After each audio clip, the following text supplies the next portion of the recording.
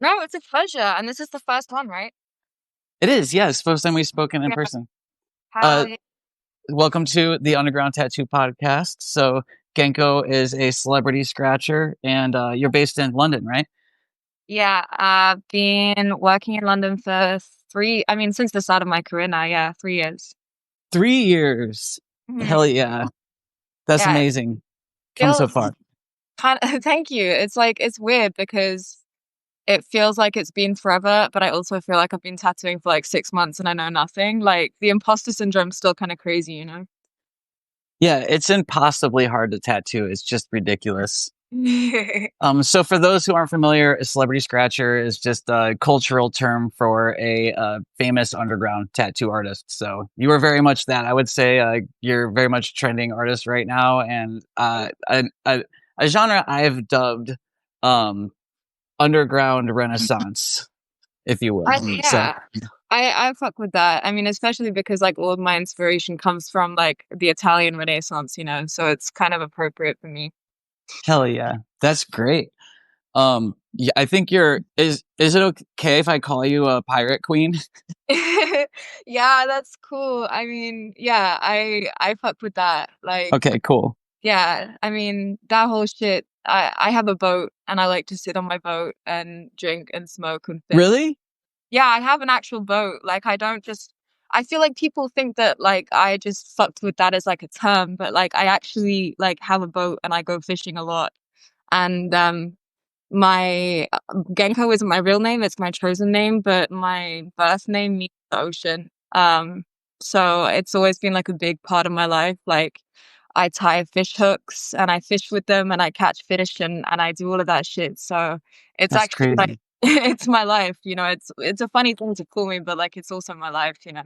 That's incredible. You're so tough. You're like one of the toughest people. I think one of the most badass people in the industry. You ride horses too, right?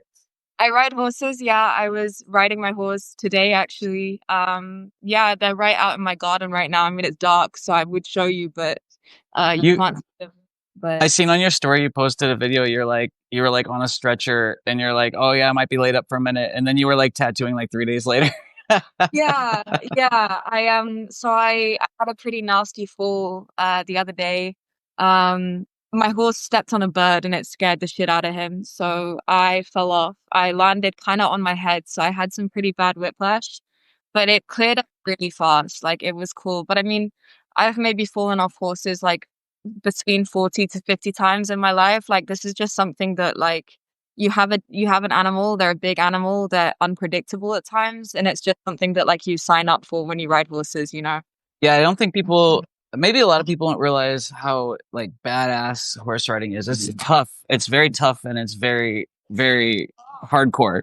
It's super hard. I mean, it's like if you have horses, when I'm with the horses, it's a 8 p.m. till 4:35 situation. I mean, I'm wheeling wheelbarrows around all day. Like it's not just like I get to go sit on my horse and like ride up into the sunset. Like there's a hell of a lot of work that goes into it. So I think the misconception is like, oh, people that have horses are like posh, whatever. Like it's not the case. Like people with horses are like the most hardworking people I know, and it's definitely like a I come back and I'm tired, you know? So it's super rewarding though. Like it's wonderful, especially like being able to get out and actually compete and like bring home medals and shit You like that. compete?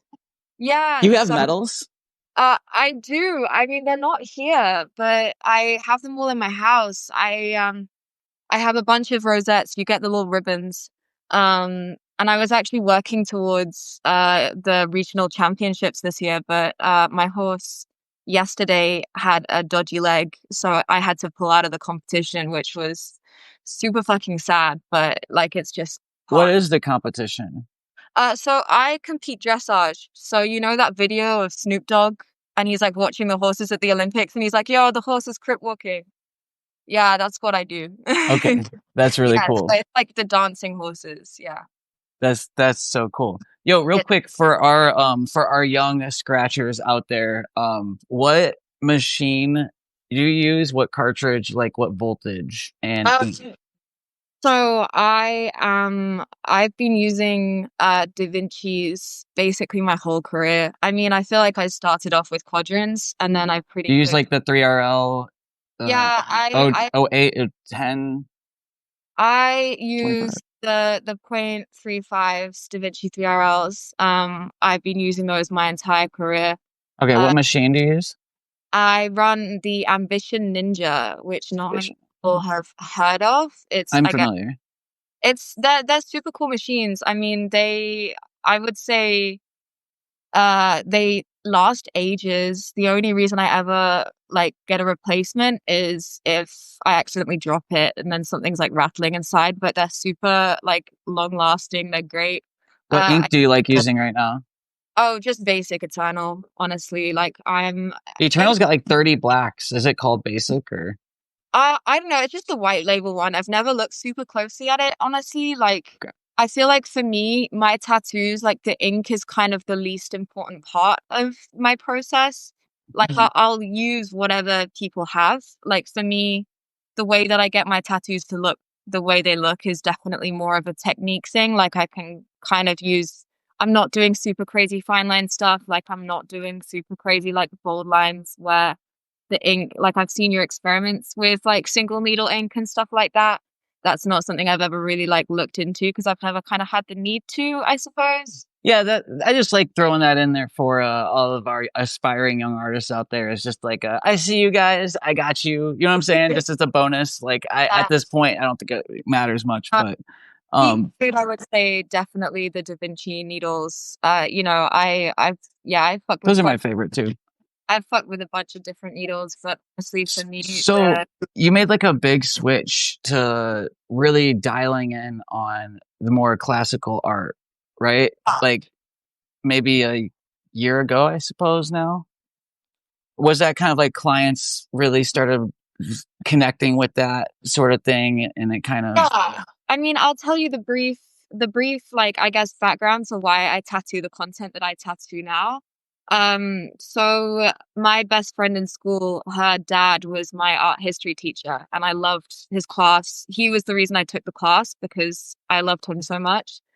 Um, he ended up passing away from cancer a few years ago, and like I saw him as like my surrogate dad, so I really took that hard. Hmm. And I kind of made like a commitment to him in my head that like I was going to carry on studying what he loved and trying to like pass it on to as many people as I could. like art history or Yeah. Renaissance or So he specialized in a bunch of different stuff, but like he focused mainly on like the Italian Renaissance and like art in Central Europe, between like the 1200s to like 1800s. That was his thing, and it became my thing because I love Italy. It's my favorite place. It's where I'm going to retire.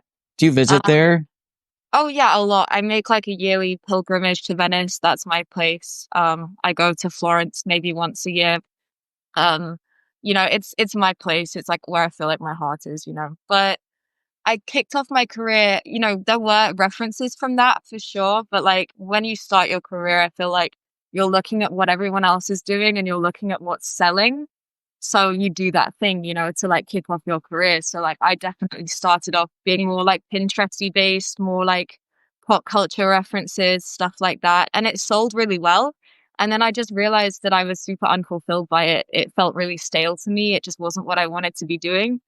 And by that point, I guess I had enough notoriety to the point where I can like actually pull up references that I love that make me happy. And people started connecting with it really quickly. Like, So you made a push, like a personal push. You're like, I'm gonna start trying to push towards this style. Like it yeah, wasn't that, yeah.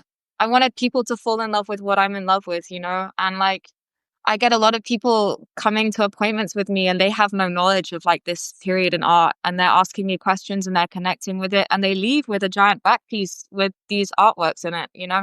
So like I definitely saw how quickly people were like engaging with it and like curious to learn more about it. And that just like that made me go even harder. And now I'm at a point where it's kind of all I'm doing apart from like the odd stupid like music reference or something like that. But it's super cool to see the way that people engage with it. Okay, so do you get a lot of customs with that kind of stuff? I get people Or bringing artworks to me that they love personally, and they're like, I would like this on me. And my thing with customs is like, I will do it if I connect with it and I feel like I can do it justice. But I get a lot of people coming to me being like, oh, can you do like my pet in your style? Or like, can you do this building that I grew up in your style? And I'm like, I love that you came to me for that. I'm going to decline it and pass you on to someone I feel like could do a better job than me, because I mean, I'm riddled with ADHD, right? And that's great because it means that like tattooing is my hyperfixation and I can dial in, but only if I'm engaged with it and only if I'm like inspired and like focused on it. But I got someone asking me for a custom of a grasshopper in my style the other day, and I was like, God bless you. All love to you, but like, no, because I'm not interested in that. So I'm not gonna do a good job, but I want to do a good job always. Yeah, that's really important. Yeah. That's really awesome. So have you been drawing your whole life? I've, yeah, I mean, art for me was like my safe space in school. I went to boarding school from age 7 to age 18. I was very much not popular in school. I was definitely like one of the, I'm from the rural Midwest, so I have like no like frame of reference. It's like for what boarding school is like in the UK. Is it like a private school? You live yeah. there? So you basically live there for weeks at a time. You're allowed to go home on occasion, but you live there for weeks at a time. And So it's jail. it's essentially super fucking bougie jail. Yeah. Um, But the best way I can describe it, and you know, when I went to my first drugs rehab, my therapist called us boarding school survivors because like it has that Hmm. much profound impact on your psyche. Like, imagine a 7-year-old kid. That's how old I was when I first went. Child, you know, and you're put in a situation where you're deprived of all of your parental love, and you're put in a situation where you have to essentially compete with your peers for everything, you know, for attention from teachers, from like boarding school staff. It's highly competitive. It becomes very cliquey, you know, if you don't fit the mold of like what a popular kid looks like, then you're instantly an outcast. You know, like I was super unpopular, that's fine. And I was with this kind of Were you bunch. bullied? I was super bullied. Yeah, yeah. Yeah. So I weighed what, like 150 pounds now. I used to weigh like 270, 280. I was super fat. And that meant, you know, in boarding school, if you're really fat, oh, you're at the bottom of like the social pile, you know? So like that was my life and that was fine. I had a few really good friends who were also like social outcasts, whatever. And I got through it. But like that's where the art thing came in for me because Tell me like, about when you left. Like, did you graduate high school? Is that how you left? yeah, yeah, yeah. So I graduated age 18. We have A levels, which are like your final high school exams here. But 6 months, well, 3 months before I was supposed to take those, COVID hit and the schools closed. So I never took those final exams. We just went home and they gave us like our predicted grades. So because I was like the first school, like the first kind of high school graduates that That's were, cool. You didn't have to do the exams. You still got your I, degree. That's all that matters. yeah, I did. Sick. Congrats. It was really cool. Do you know what? Yeah. Like I ended up with good grades, so I'm not mad at it, you know? Everyone's just there for the piece of paper. Literally, there's no exceptions. Everyone's there for that. So it Yeah. doesn't matter how you get it. Yeah, it was just a weird time, you know? Like suddenly, like that's the last time that you're gonna see any of your school peers. Yeah, I'm trying to understand. It's like you're institutionalized, you're dealing with all this, and then right when you're finally about to be free, COVID happens. I And you're can't imagine what that was like it was weird, especially psychologically. psychologically, yeah. And like so I applied to go to art school for university, and that was like 6 months after like lockdown first happened. And I go there, but we're basically confined to our dorm rooms, and like we only have one day a week in a studio. So And we're you applied for art college and you got in and you started I going got to in, art yeah. college? I was there for 10 weeks. We were completely confined to our dorm rooms, did class in our dorm rooms, like had no social interaction. So it was essentially university with none of the good fun bits. I got super heavy into an eating disorder at that point, and I ended up having to drop out and go to hospital. So Mm. that was the end of my art school career. And then I kind of regrouped after that point, and I was like, okay, what now? And then I was like, I'm going to do what my art history teacher wanted me to do, which was apply to a school called the Courtauld. And the Courtauld is a incredibly highly respected art history school in London, one of the best in the world. You know, I had a 1 in 8 chance of getting in there. I got in. I worked really hard. I was there for 4 days and I went, fuck this. This is not what I signed up for. The people here are fucks. I hate it. I hate all of you. And I left after 4 days. And that was at the point, that was kind of right after my tattoo career really started to like the first little rumblings of it creeping off. And it was like the first like time that I thought, okay, maybe this could be something. So in my head, I had a choice. Either I stay in school and I let my tattoo career die, or I leave and I pick up with it and I see where it could go. Because it was kind of at that point in social media where it's like, if you commit to it right now, it could really be something special. But if you let it die, the internet's going to forget you. So I had a choice to make because, like, I thought this university, you know, I would have free days, I would have free time. I did not. It was 5 days a week, like 8 hours a day, which was crazy. And I So chose. for everyone out there listening who's like an aspiring artist, so like this is just a really important thing that you did. You had the foresight to be like, okay, this is an opportunity. It's not always going to be like that. And that moment has passed in a lot of ways. There's other opportunities, but like that Instagram bubble passed. So That, like you were like, yeah. there's this opportunity and I have to make the jump because I don't know if it's going to work out if I go full time, but I have to make the jump to try to go home full time artist. I have to take the opportunity now. So like there's, it's really cool you did that. And you had it wasn't just random. Like you made a decision. Like I was like the first generation to kind of grow up as like a 14-year-old with some semblance of an iPhone. You know, it was like the iPod Touch back then. But I didn't grow up with like MySpace or Tumblr or anything like that. Like I grew up with the first generation of like social media as like a young teenager.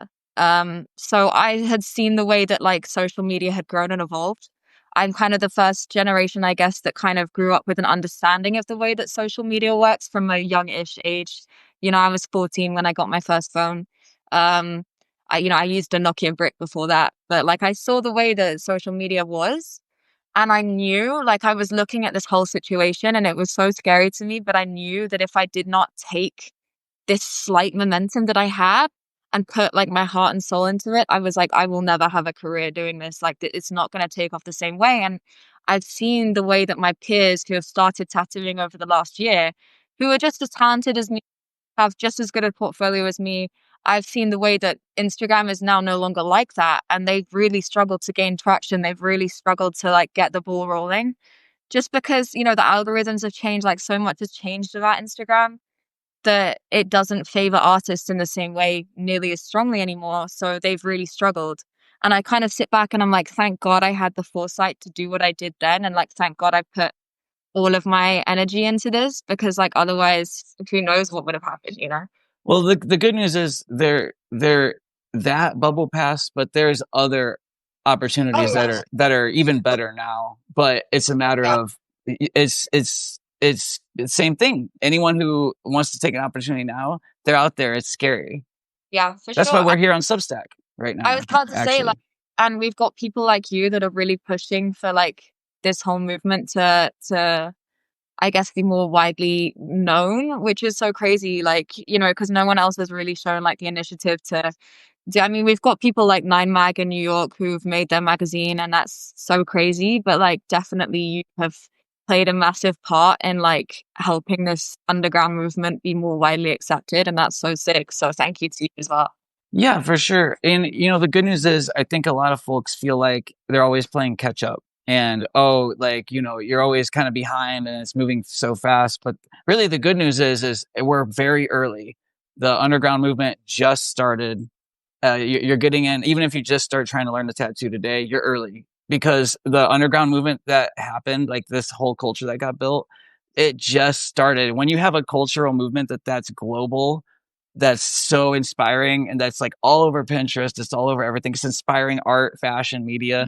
Um, we're good. It's gonna just keep growing and growing for the next decade. So it's Yeah, same thing. It's like you just have to see it and trust. So that's. like, right. I mean, it's funny. Like, I hear a lot of tattoo artists nowadays, this kind of sentiment of like, there's too many tattoo artists, there's too many people tattooing, and I'm like, not to be rude, but when you find your niche and you find what you're good at and people resonate with what you're trying to say, you're fine. You'll get the clients. Like, it's not an issue if there's too many people. Like, I pretty regularly teach people how to tattoo, like, get them started, show them the basics, because I'm like, join, like, do this thing. It's beautiful. It's incredible. Yeah, this kind of sentiment of like, oh, there's too many of us. There's never going to be too many. Like, if you have something Preach. to say and like people like what you're doing and fuck with your vision, like, you're gonna have clients. You're gonna be booked up. You're gonna be fine. I don't know. It's this mentality of like, there's only so many resources and there's only so many clients. There's not. I don't know. I think it's bullshit. It's a very like UK American like 1900s sort of sentiment. You know what I mean? It's a newer way of thinking. It's very much rooted in like nationalism and you Mm, know white culture. Super hardcore comes from that. I think a lot of people don't realize that they are actually are playing into that culture. But if you trace it back to where it all started, the yeah. roots are pretty dark, and they're not. They don't make sense on paper from a business standpoint. Like you said, imagine every person was a tattoo artist. Imagine there's like every single person was a tattoo artist. There's still work. Yeah. Yeah. And there's people, yeah, it's fine. I'm like, relax. Like, just focus on what you're doing. And if people resonate with it, then you're sweet. Yeah. It's just it's hard. It's hard for them. I understand everyone's perspective. How they feel is valid. Their experience is valid. Their work changed. They have less bookings, but it's not for the reasons like you say too. It's not for the reasons they think. It's just different. Like it's not as easy to just post on Instagram anymore. How many tattoo photos can a person look at before they're good? I don't want to see anymore. Let's Yeah. do something different now. But tattooers like it's just hard and scary. It Yeah. was easy, but now it's not. So Yeah, and I think I don't know, I think a huge problem of that is like people being unwilling to like change with the times and like especially when I talk to like more old head artists and they're like, this is the way I've always done it, this is the way I'm always gonna do it. I'm not getting to terms with these fucking Gen Z kids. I'm like, well, you know, your work's incredible, but you're gonna not have a career in a year's time because if you're completely like unwilling to change what you're doing and like you know, shit's growing, shit's changing. Like, if you don't change with it, then like it doesn't matter how exceptional your portfolio is. Like, you know, it's this hard. I really this episode is about you. This entire podcast is about you and other underground artists. But I can't help but just take 1 second to just say that a great example of like that whole like they were dug in so good that they could just lock in and do the exact same flash sheets for 100 years and not have to change anything, which is beyond all reason. Like that's incredible that they were able to actually do that, and it's a good example of how much culture can outlive a person. Like by building culture, like they were able to create trends and like ways people behave that lasted for 100 years. Their grandkids are doing that. And that came to an end, right? That changed now with technology, fortunately. It never should have even lasted that long. You shouldn't be able to just do the Yeah. same trad rows for 100 years and that works. Yeah. Um, they built a culture and a structure, like a framework, like inside society and physically too, that allowed them to do that. But I just say it's a perfect example for underground tattoo artists and everywhere that if you build culture, then it'll outlive you. Yeah, for sure. Like, and I'm telling that's what I tell a lot of artists now too. And I know you know this, and everyone knows this too. Um, a lot of people feel like bummed out. Like I'm late to this show. I'm Yeah. playing catch up. I can't get there in time, or I missed my opportunity. But the good news is, it's you could start next year, and it's still early. So You're still gonna be that. I love your host. yeah. Thank you. Yeah, yeah. And if we just keep pushing it and trust that the culture is going to keep going, then we're able to actually build a future that is like grows and improves and it Yeah. changes with the time. And it's like a better future, you Yeah, know? for sure. Hell yeah. So you have always been an artist. You've been tattooing for 3 years. That was really fast. I really wanted to hear about uh, tattoo culture in the UK and London, and if you've had any experiences with like what it was like to get into the industry, or other people's experiences? Like, did you just jump right into doing it underground style? Were you not interested in trad or? So I'd always loved tattoos. I knew that I was going to be tattooed. And I'd always I thought like when I was younger, like, oh, maybe I could be a tattoo artist because I like tattoos and I like drawing, but like it's never something I paid much mind to. Um, I, um, the first kind of introduction I had to this scene was when an artist followed my personal social media page. And I saw his tattoos and I was like, holy shit, these look like dog shit. Like, these are so terrible, but they're so beautiful. Like, clearly he's doing this shit in his bedroom. Clearly he has no formal training. Clearly he's doing this shit, like, maybe by candlelight somewhere in a basement. But, like, they're so beautiful. They're so beautiful. And I've never seen anything like this. And I started talking to him more. And I said, hey, if you ever come to London, hit me up and you can stay with me for free. I just want to know more. I just want to learn more. And he came and he stayed with me and he gave me my first little tips and tricks. And then after that point, I just took it and ran with it. I spent hours every day practicing. I spent hours every day. I mean, I jumped into tattooing other people pretty fast. I had some wonderful friends who trusted me. So, I think I spent like maybe 2 hours tattooing on fake skin, if that, in my life. Um, and I jumped into tattooing friends and I thought, okay, let me just make an Instagram for this shit. And pretty quickly it went, it went. And I think within a month I had my first client. So for And you, it was more of a style choice. There wasn't somewhere yeah, that you could go study this new underground I, style. I knew that the stuff that I wanted to do, if I take that into a shop, they're going to laugh in my face and they're going to tell me that I should never be allowed near a tattoo machine. So like for me, I would say I'm largely self-taught. Also because I mean the culture in the UK, um, there's no one really like you who's trying to share knowledge and trying to push knowledge. When I joined the scene, so I was 19 when I started. I'm 23 now. Um, uh, it, it's very different. So when I joined, the majority of artists that I kind of knew on social media, they were all like, well into their 20s. They were all men pretty much. And they did not have an ethos of like sharing knowledge and like helping people join the scene. They were all a friend group. They were all very close. I have respect for them now, but they're not people that I speak to because like they made it very clear from jump that they didn't respect me as a person. They didn't want to help me learn. They didn't want to help me grow. Because in my head, I was like, oh my God, we're going to be happy families. I'm going to go trade at these studios and like they're going to love me. They're going to teach me everything. Da da da da da. And I remember I went to trade with a friend of mine at one of these studios. No one spoke to me. No one, they clearly just didn't care.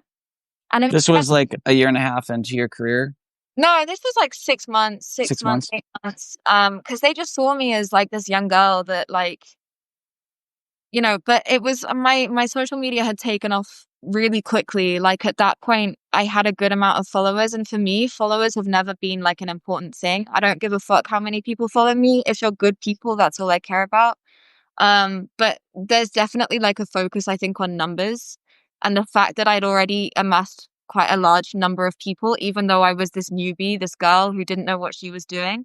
I think they kind of like it felt to me like they took that personally and like it was kind of a like, oh, like fuck this bitch, like she doesn't know what she's doing and like she's already like succeeding and doing well. So that's how it felt to me. And like they're people, I still respect them. I respect their art style. They're all crazy artists, but like I've never been close with them just because like I don't know. For me, when I hear people want to start tattooing in the UK, I offer this thing where you can come and spend a day with me and I'll teach you like the basics. And I have an ankle full of people's first tattoos ever because my only rule is at the end of the day, you put a tattoo on my skin. They book with you. You have them like book a tattoo with you, and then you do a day together. Oh, it's free. I don't get them to book shit. They just come and spend the day with me and I just go through everything I know. But yeah, the rule is that I get your first tattoo because the only way that you're going to learn is tattooing on skin. Fake skin does well, but it doesn't respond nearly the same way. So that's my rule. I've got some great ones, I've got some terrible ones, and I love them all the same, you know, and that's That's always your community work you do. That's yeah, yeah. it's a beautiful thing, and I want people to like I want people's first experience doing this to be something really positive and for them to go away and feel confident and like feel accepted in this scene rather than what I felt, which was that people really didn't fuck with me and I couldn't understand why. And then I realized it's because I'm a girl and I'm starting this shit and they're all low key sexist, you know? That's really it in a nutshell. Yeah. So Oh, that's how it's been in the UK. It's definitely changed more. There's a lot more women. But back then I didn't really know of that many girls. I mean, I became friends with Ella, certified organic, really quickly. We ended up living together. Super good friend of mine. But apart from her and like one or two others, it was all men, which is intimidating as a 19-year-old girl. You know, it's an intimidating thing trying to it's like more than intimidating. You're in danger. yeah, It's actual risk because like yeah, SA is like hazing as a form of hazing in the community. yeah, for sure. So I mean, for me, it was definitely like I had more issues with clients than other artists, but like I never really felt safe with the artists that I was around.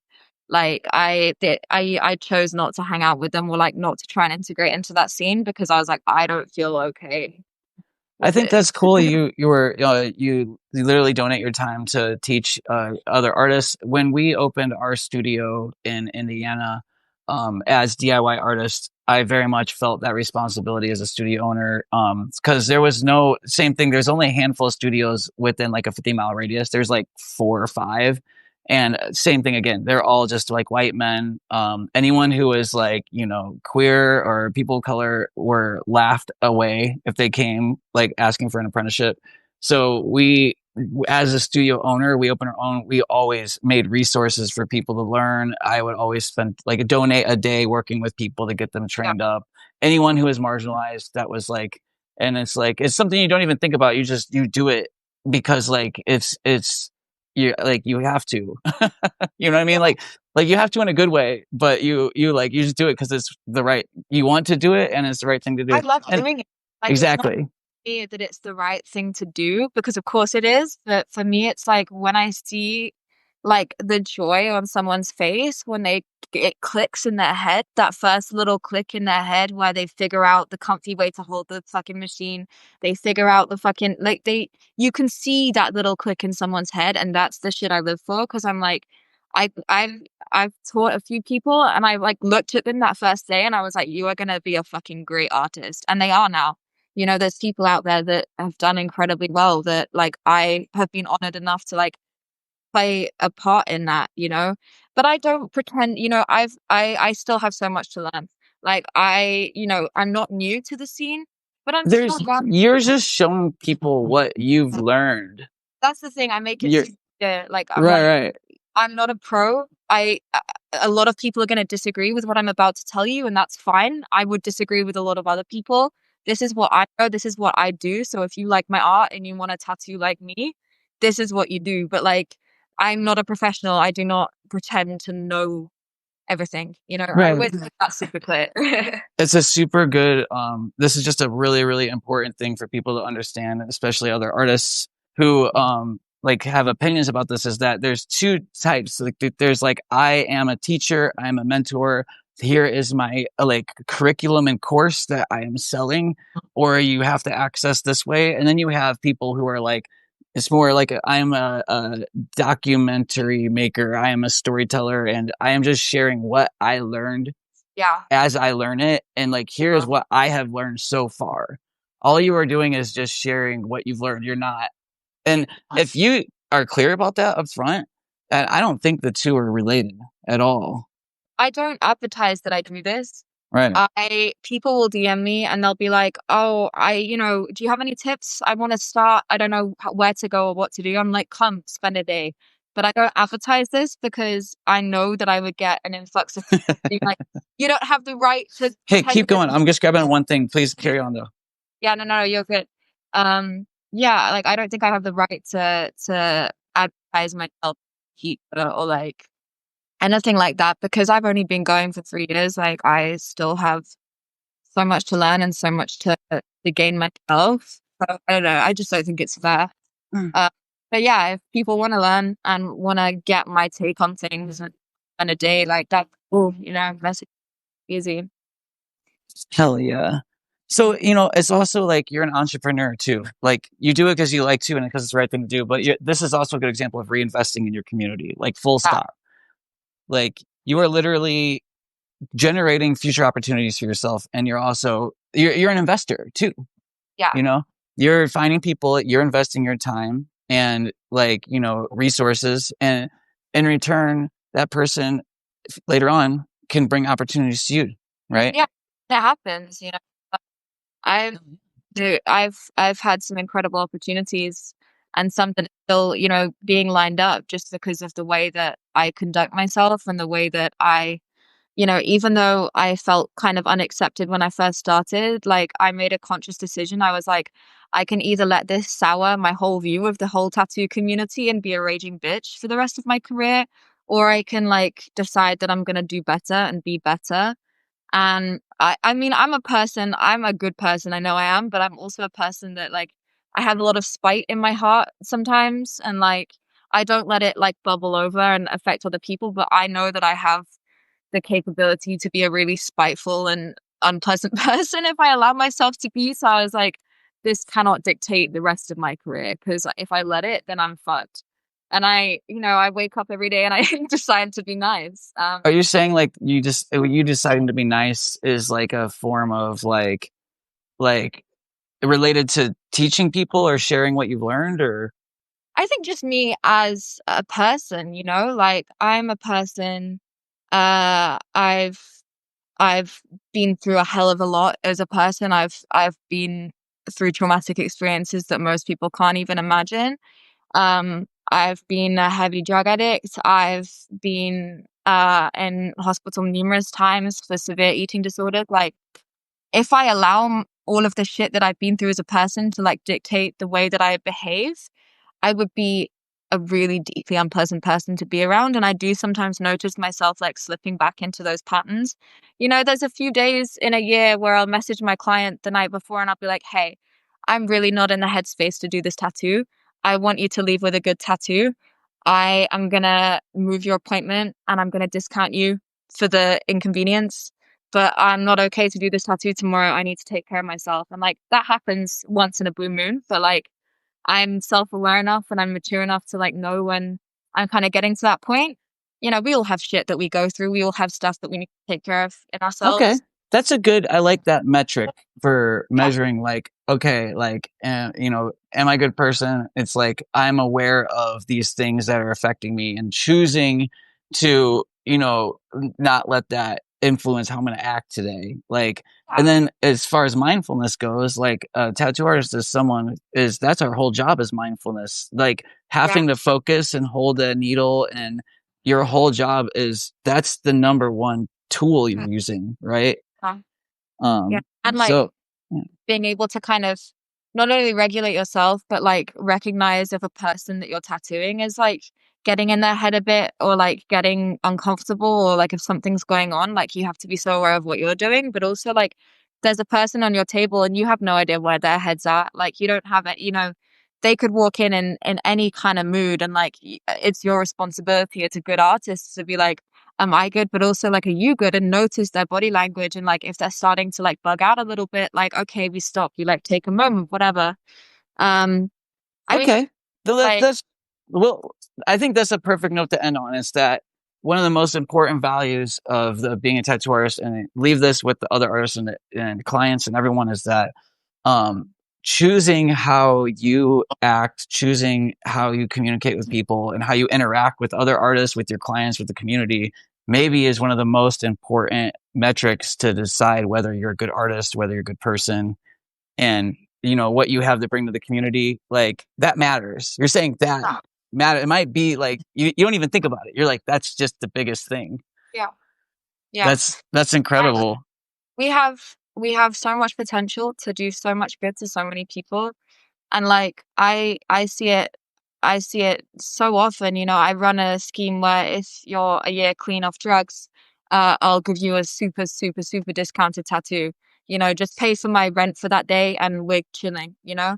And that's my way of like checking in with the people around me. And like, I see people leave those appointments and it's their anniversary that day for their 1 year like sober. And like, I see the way they look in their eyes and I'm like, okay, like, if this is the only thing that I'm remembered for, like, let it be that, like, let it be this, because this is such a beautiful thing. I think that's a good point. So we live in capitalism and we have a commercial job as anyone that lives in, inside capitalism. It's like tattoo is a spiritual thing. People say it's sacred. It's this ancient practice. And no matter what, you live in a society. But I think that's the true secret of keeping it spiritual, keeping it sacred is choosing to connect on that level with people and choosing how you treat other people. That's how you take underground tattoo and keep tattoo sacred. Yeah, I mean, I got outed as a drug addict by another tattoo artist that had a personal issue with me, you know? And I'll say his name, Black Metal Sosa. I've been blocked for about a year now to this day. God bless that man. You know, and I say God bless that man. At the time, it really hurt me because no one knew. And he outed me as a heroin addict to the whole community. And like, I'd been in rehab for a long time at that point. And after the fact that he did that, I kind of sat back and I went, thank God he did that because it's allowed me to connect with so many people in such a different way. It was posting about sobriety. I start posting about that. And I have hundreds, I kid you not, hundreds of DMs from kids all over the world that are like, I thought I was alone. And like, that's just another way that I've been able to like connect with all these people and really make a difference. And now, you know, I'm not only the dumb bitch on a horse or the dumb bitch on a boat, but like I'm the girl that like helps people get clean. And now you made it out. I have people to this day, like regular people DMing me every week, checking in, being like, I'm another week sober, Genko, like I'm another week sober, like I couldn't have done this without you. And like tattooing aside, like shit like that is what makes it worth it for me. So I don't know, I That's guess incredible. my one thing, if I could say it to like people that are starting to tattoo, people that want to get into this scene, is like, if you let it, there's so much more to it than just the tattooing. Like, think of the person that you are and understand that you have so much more influence over people than you think. You know, people are coming to you to get your art on their bodies until they die. Your art's going to be on them until they die. You can do that with 200 followers too. You can do it. It doesn't matter. Like someone wants to immortalize a piece of your brain on their body. You have so much more influence than you realize. And obviously you don't have to use it for like good and all of these things. You can just go make your money and go home. That's okay too. But like, if you choose to, you can do so much good and you can make so many people so happy and make such a difference to so many people. Like, why wouldn't you, you know? Hell like, yeah. have that potential. Oh, I cringed when you said you got outed because that was my face of a man, like a man saying something about a woman on social media, like just in general, like the position of power is horrible. We were like briefly seeing each other, and regardless of the circumstances, it doesn't matter if it's the worst person in the world you're outing. Like that's just like you can't do things like that from a position of power. So anyway, that sucks. I'm glad you like it went on to be, you made an incredible thing and inspire so many people. Thank you for sharing your story. I'm grateful. If you see this somehow, Hugo, I'm grateful to you. Yeah, really. It was important. And I'm glad. Man, you're so inspiring. Thank you so much. Let's do this again. This is just the beginning, right? 100%. I'm so down. Hell yeah. All right. We'll talk soon. All right. All right. Cool, all right. cool. Thanks, Genko. Bye. Bye.